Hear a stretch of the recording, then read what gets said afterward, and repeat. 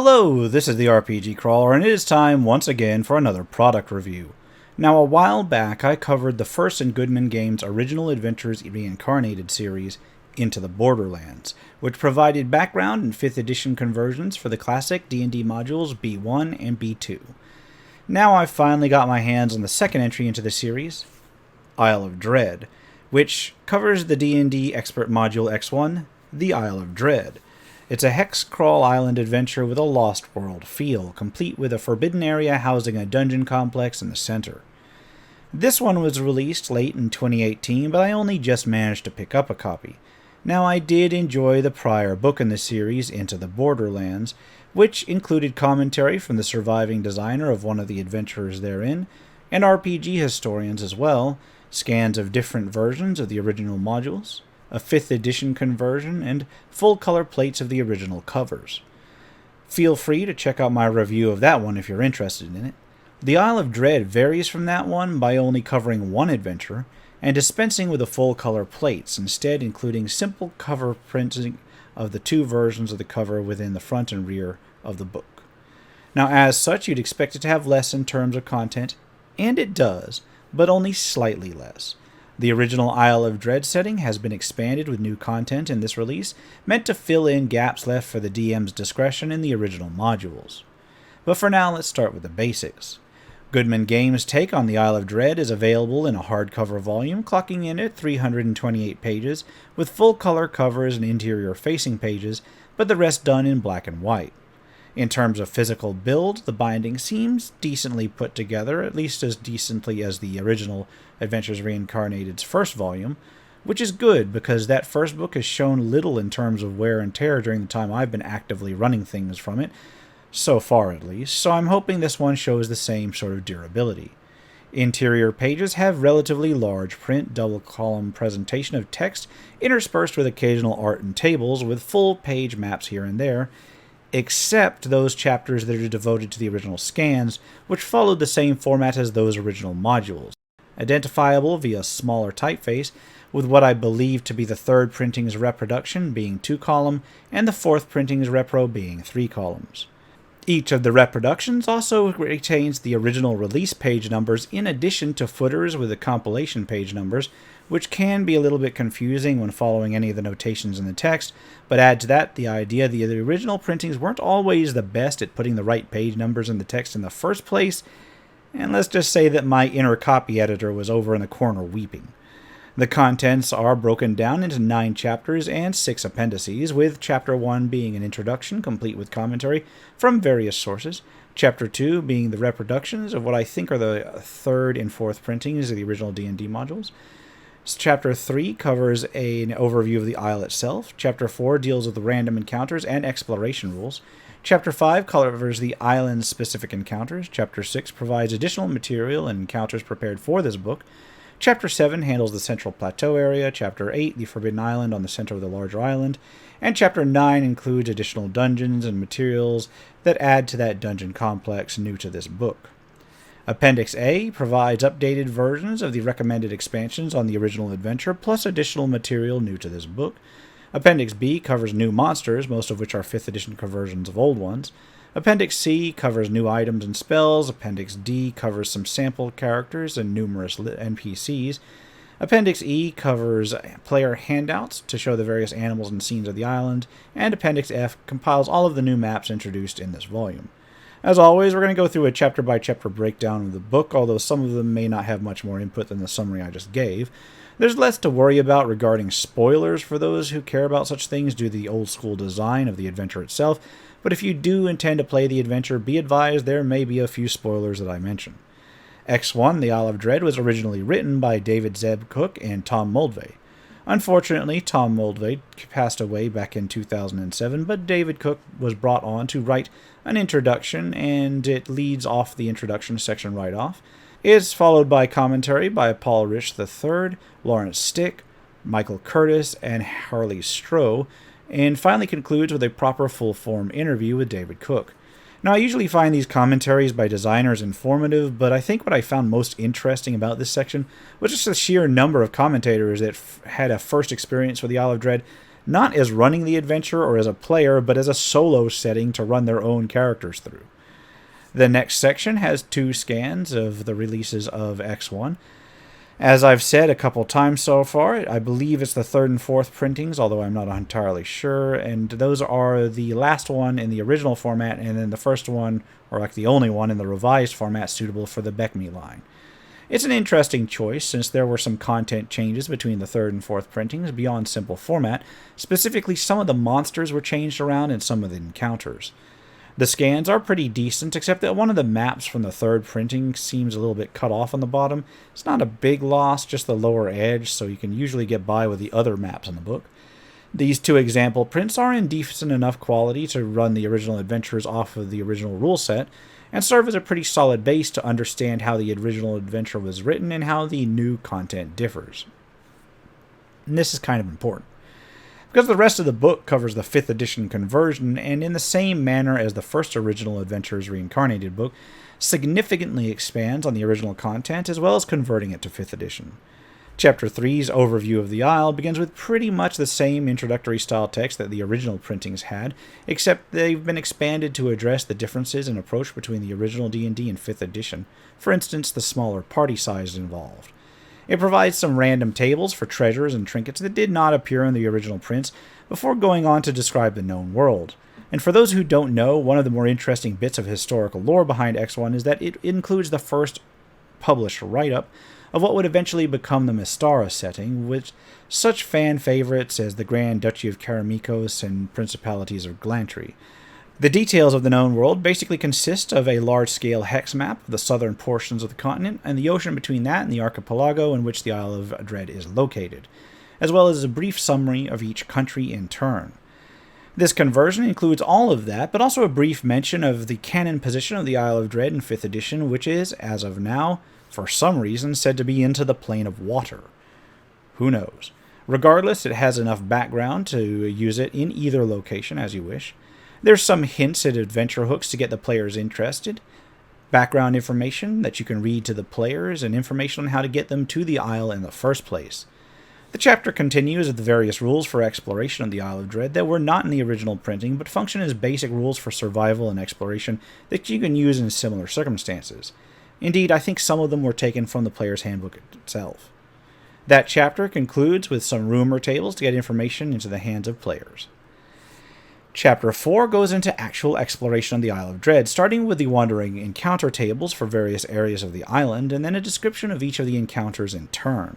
Some of the encounters may have included treasure or scripted events that may help to balance out their threat, which is definitely a bit of a new style from the old series. Not all of the random encounters necessarily need to be combats, of course, and there are some that are simply interesting objects, while a few are named NPCs that may actually help the party. A number of these encounters seem to be new additions meant to expand the tables from the original version, and some of the original encounters have been fleshed out properly. For instance, instead of simply running into a generic young red dragon, you run across a specific named young red dragon, whose lair is actually defined on the map. That chapter ends with some guidelines on designing encounters similar to the ones in the DMG, including some pre-calculated experience tables to help an inexperienced DM calculate the risks involved in any one encounter. There's a few maps between chapters 4 and 5 covering the basic map of the Isle of Dread in hexes, as well as the general cave lair maps. These are updated and redone versions of the original maps, and the Isle of Dread map itself especially has some more static encounters marked out on it. Chapter 5 covers the specific elements and the static encounter areas of the isle itself, starting with the village of Tanaroa, the default arrival area of any expeditions, with its pyramid and its Great Wall. The surrounding villages have been expanded a bit, at least in terms of description of their forces. The chapter then goes to cover each of the encounter areas present in the original module with appropriate text blocks, although a few areas have actually been expanded in terms of description, not only descriptions but also maps. For instance, the caves of the rock baboons or the lair of the lizard folk. These descriptions are interspersed with the new maps, some of which have been completely redone from the old maps, but some of which are completely new entirely. Indeed, a lot of the default lairs in the original adventure simply said to use the two general cave maps for layout purposes, but in this conversion they are given their own unique maps that are fully keyed for exploration. I can appreciate this, since using the same two maps for all of these lairs does get kind of old after a while. Chapter 6 covers the new expanded encounters on the main island itself. Additional materials have been added to make the island seem more lively, and most of these new encounter areas are fleshed out to the same degree that the original encounters were expanded in this particular conversion, sometimes even more so. They include a new shaman, a floating village, a haunted abandoned village, a dragon turtle, and more. Indeed, there's another 20 encounter areas given, a mix of interesting one-off encounters and lairs scattered about the island. The next chapter, Chapter 7, covers the Central Plateau, the area of the island that rises away from the normal encounter areas, and here we go back to the original content. Once more, it is expanded with a separate random encounter table just for the plateau, individual random encounters detailed in their own sections as they were in Chapter 4, and then the static encounter areas listed and expanded in a format similar to Chapter 5. In this case, however, additional encounter areas beyond what were in the original version of the module have been added directly into this chapter in their own section, including golems guarding towers, a mastodon graveyard, and even a shipwreck stranded far inland.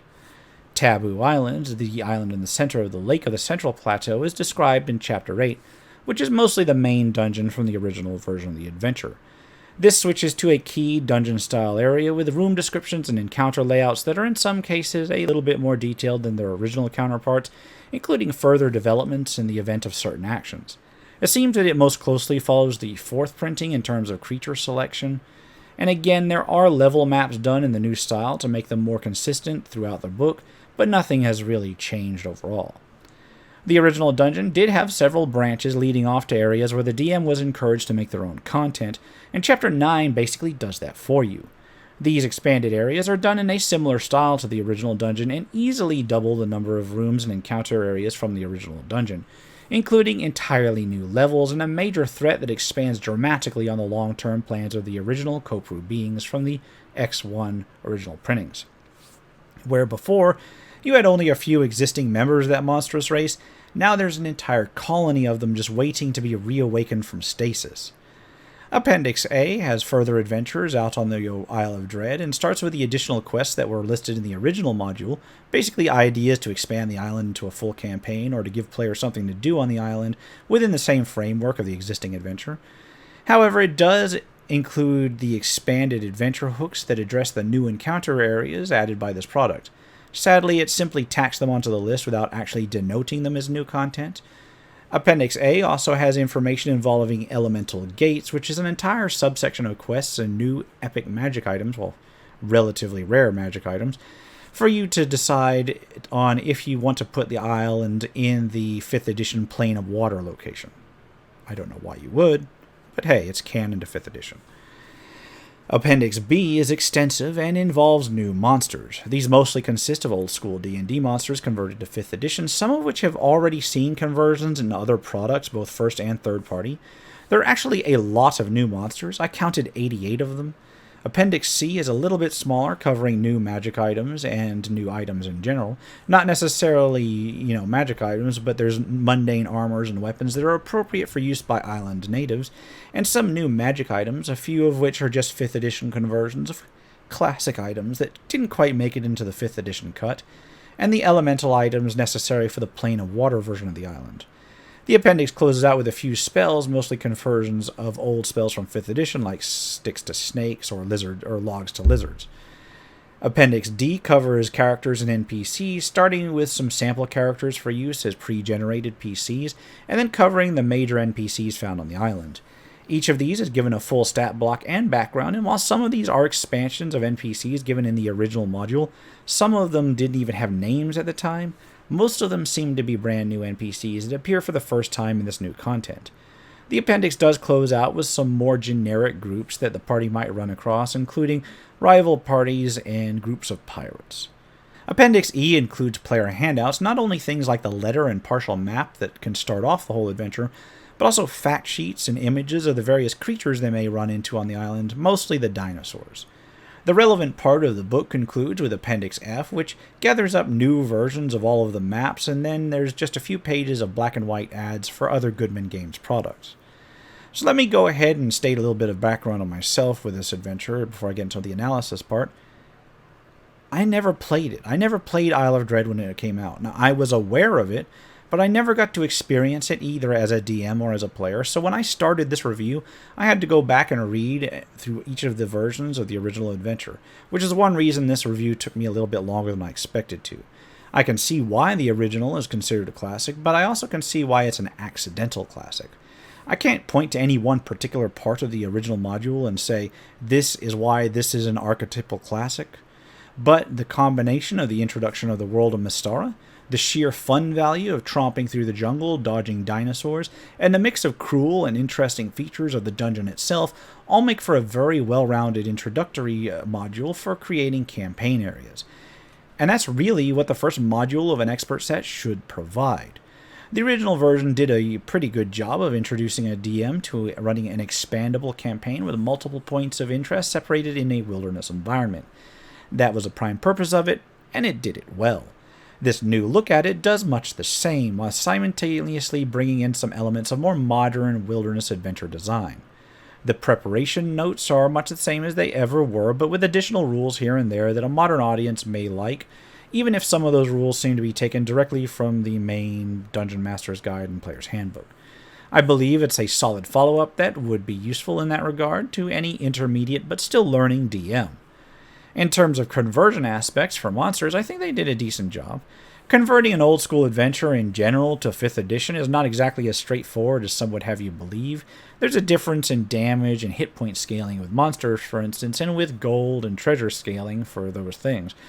The first outing in the original Adventures Reincarnated series, Into the Borderlands, did a pretty fine job of that as well. Admittedly, one that was skewed a little bit more towards dangerous combats than a modern audience might be used to. I liked it, but a modern audience may have balked at that. Isle of Dread follows in those footsteps well enough in that case, however. I was especially impressed with the most of the expanded material, at least. When I was reviewing Into the Borderlands, I had noted that some of the additional material felt kind of out of place or tacked on, like it was obviously designed to a different standard, and because it was. In Isle of Dread, that issue has largely been rectified. A lot of the additional material is almost indistinguishable from the design elements of the original adventure, although I will admit here and there some things do still stand out as out of place. It's just a little less prevalent in this volume. The expanded threat and the additional material feels especially like a natural extension of the original themes of the island. I have to admit that I really enjoy the new maps as well. They are actually, in many cases, clearer to read than the original maps despite being more detailed, and I appreciate that the new maps and the old maps are all redone or done in a really identical style, so your players probably can't tell the difference between them. I especially appreciate the addition of so many new layer maps to avoid reusing the same generic cave maps over and over again. One of the issues that was going to crop up when converting Isle of Dread to a more modern standard is always going to be the presence of the dinosaurs. You gotta remember, the scientific consensus on dinosaurs' appearance and habits has changed dramatically in the 40 years since the original one was printed, which means that some of the original encounters may seem a little off to people who are used to the modern presentation of dinosaurs, but the conversion does its best to make, at least thematically and visually, as much as it can feel more up to date, which of course is going to likely change again in the future since that field is always evolving. What really stood out to me was the sheer number of old-school monsters that were adapted in this release. Now, a fair number of those have since been converted in official and third-party books already, I'll grant that, but if you don't have a lot of extra bestiaries laying around, then many new monsters to throw at your party is nothing to sneeze about. It's actually worth considering as a part of the purchase price. I can honestly say that I found the commentary a little less useful than I had the more extensive commentary on Into the Borderlands, although that was never the major selling point of the series, and I honestly didn't miss the full-color plates at all, although I understand how a collector who's looking for something that they can really bust out and show in years later may have noticed that lack. For people more focused on actually using the material, however, Isle of Dread focuses on what is important to DMs and players, rather than historians and role-playing scholars. All in all, I think that Isle of Dread is a solid product for the price. It's got decent quality if it matches the first one, which it seems to. It should stand up to use at the table for a while, at least from what I've seen. The contents themselves should be suited for a fair duration campaign, at least as long as any of the major first-party hardbacks, and is rife for expansion. The material covering the known world Mystara stuff isn't quite so useful because it's just a restatement of the summaries that were already in the original printings, but it's nice to see them printed again nonetheless. I can honestly put Isle of Dread into my recommended pile, especially for people who are old school fans and yet still like 5th edition. I know there's not a lot of overlap there sometimes. I, for one, intend to try to run it as a follow-up to the group that I currently have running through Into the Borderlands, if they ever get that far. And I will wrap it up at that. As always, I'll put a link to where you can pick it up in the description below. This has been the RPG Crawler with my review of Goodman Games' Original Adventures Reincarnated, The Isle of Dread. If you like what you've seen, remember to leave a like, comment if you got any feedback, and subscribe for more RPG content, both tabletop and computer. Until next time, take care and goodbye.